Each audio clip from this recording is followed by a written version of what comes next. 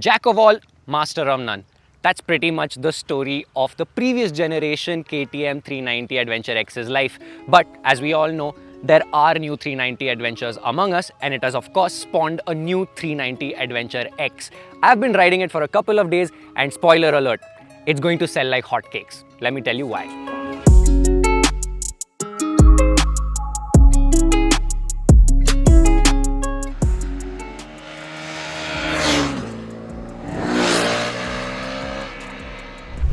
The X still follows the same philosophy, a more affordable adventure motorcycle for the not so hardcore wanderer. What's the difference, you ask? Let's check it out. The normal 390 Adventure gets a 21-inch at the front and a 19-inch spoked wheel at the rear. The Adventure X though gets alloy wheels that are 19 inches at the front and 17 at the back. The fully adjustable suspension in the Adventure has been switched to a non-adjustable front end and a rear end that only can be switched for 10 steps of preload. Both the previous points have made the seat height go down by 5 mm and the ground clearance go down by 9 mm. The IMU has been completely ditched off this bike, so you do not get cornering ABS, you do not get traction control, and you do not get ride modes. It's you, ABS versus the world. And the last but not the least major change is the brake pads. Now you get organic brake pads instead of sintered pads, which are available as standard on the 390 Adventure. All of it amounts to a motorcycle that costs a whopping 80,000 rupees less than its elder brother. Now, you'd be surprised as to when it comes to performance, this does not lose much compared to the 390 Adventure. Let's go for a spin.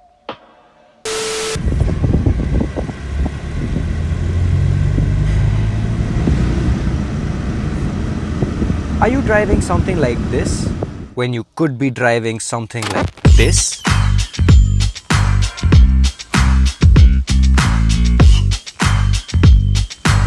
Same boring cars, nowhere to find the good stuff. Wait, these are for sale? Your dream car is just a click away. TDH Classifieds. Time to get yourself the car of your dreams.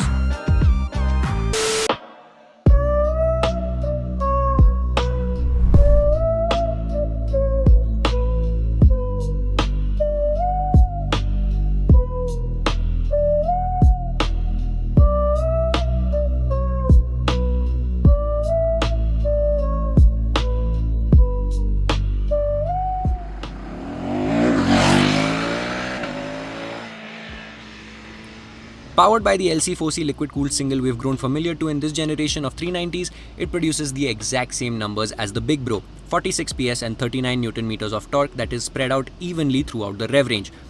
While in the 390 Adventure S you could play with the throttle map and ride modes, the X has you stuck with one singular engine and throttle tune. It is progressive and linear like the roadmap in the Adventure S, which if you ask me is quite un-KTM-like, but let's not forget, this is their vanilla version Adventure, and this linear pull makes it easy to ride and less intimidating for newcomers. And talking about less intimidating, the 19-inch front and 17-inch rear is so much more rideable in the city compared to the 21-inch front and 19-inch rear in the big boy Adventure, making this a much easier motorcycle to live with on the day-to-day basis. Cutting through traffic, U-turns, slow-moving traffic, it does it all so well. Talking about how it rides on the highway, it felt just a little bit more nervous than the Adventure S at high speeds, but what really shined through was the suspension setup. It is spot on. The front has the perfect balance between plush and feeling what's going on under the handlebars, instilling confidence very early on.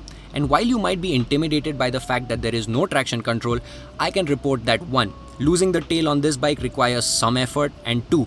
Even when it does, it's long enough for you to react and enjoy it without making you feel like it's going to throw you off. All in all, this is a crazy fun bike for the daily.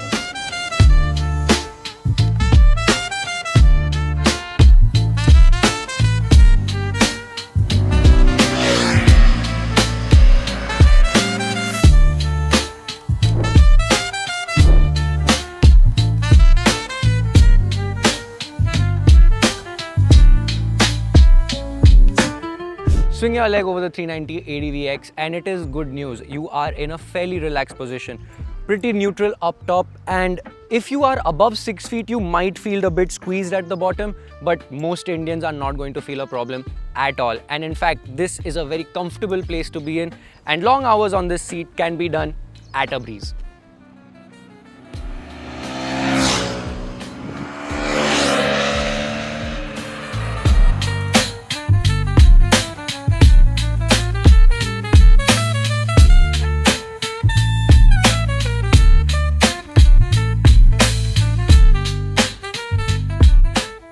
The off-road department is where the big 390 starts making a case for itself. The X is comfortable doing the casual stuff like mild exploring, soft roading, but it does not hold a candle against the sheer adjustability and tech in the 390 Adventure. So, if you're looking for a bike that won't break a sweat no matter what and that gives you headroom for your skills to improve, consider paying the extra money for the top variant. But when it comes to value, this goes toe to toe with the Himalayan.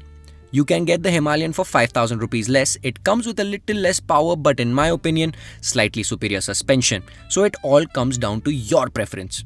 If excitement on two-wheel is what you're after though, the 390X in my opinion has a slight edge over the Himalayan.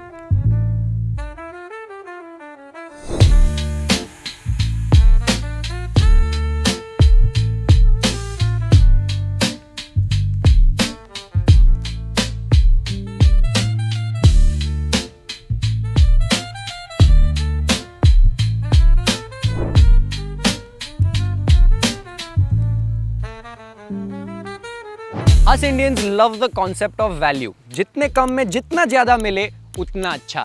And at 2.9 lakh rupees ex-showroom, the 390 Adventure X really delivers on it. Now, if I was in the market to buy something for the daily that would satisfy my road tripping kira for the weekends, I would definitely pick the Adventure X, save those 80,000 rupees and use it to road trip the country.